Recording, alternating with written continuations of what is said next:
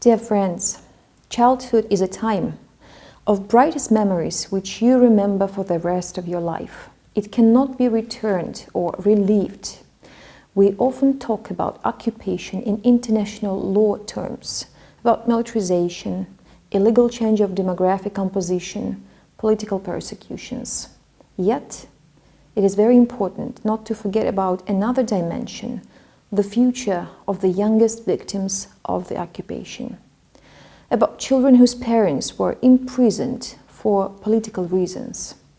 For more than 7 years of occupation, Russian illegal authorities in Crimea are conducting large-scale persecutions, namely against Crimean Tatars, a historically disloyal group that openly expresses its non-recognition of the occupation of Crimea.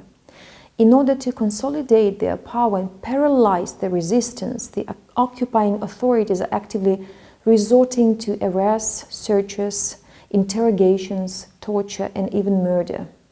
Any religious beliefs not sanctioned by the Russian occupation administration are criminalized in Crimea. Since 2014, 74 people have been arrested for reading forbidden books and accused of terrorism within fabricated Hizb ut-Tahrir cases. They are recognized as political prisoners by Ukrainian human rights organizations that protect the rights of Ukrainian citizens affected by Russia's armed aggression against Ukraine. The recent sentencing of Ruslan Nagaev to 13 years, Lenur Khalilov to 18, Ruslan Mesutov to 18 years, Eldar Kantemirov to 12 years in prison in the so-called Hizb ut-Tahrir Alushta group case is yet another proof of systemic political repressions of the Russian Federation directed against Crimean Tatars. Today's events provides you with an opportunity to learn about an exhibition called "Being True to Yourself is Not a Crime." It is dedicated to Russia's persecution of Crimean Tatars in the temporarily occupied peninsula. This exhibition was initiated by and represented and presented by the Ministry of Foreign Affairs of Ukraine on March 9, 2021.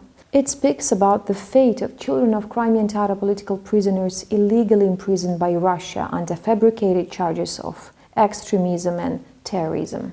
I decided to place some of the photos right in my office. I always draw attention to them when I meet foreign colleagues, to the eyes of children who have become victims of Russian aggression and were deprived of normal childhood and parental care.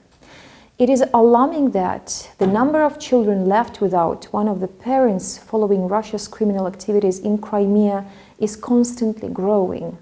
Today, we're talking about more than 200 of them, respect to about 50 in 2016.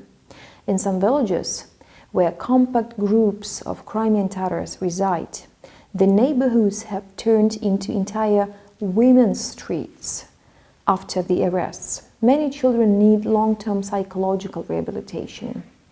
Once an FSB officer who conducted a search in the house of one of the political prisoners tried to make a joke. "We're making a movie, boy, don't worry." After that so-called movie in October of 2017, this father has yet to return home. For almost a year, the Foreign Ministry team has worked on the Crimea Platform initiative, launched by the President of Ukraine, Volodymyr Zelensky. Its inaugural summit will take place tomorrow.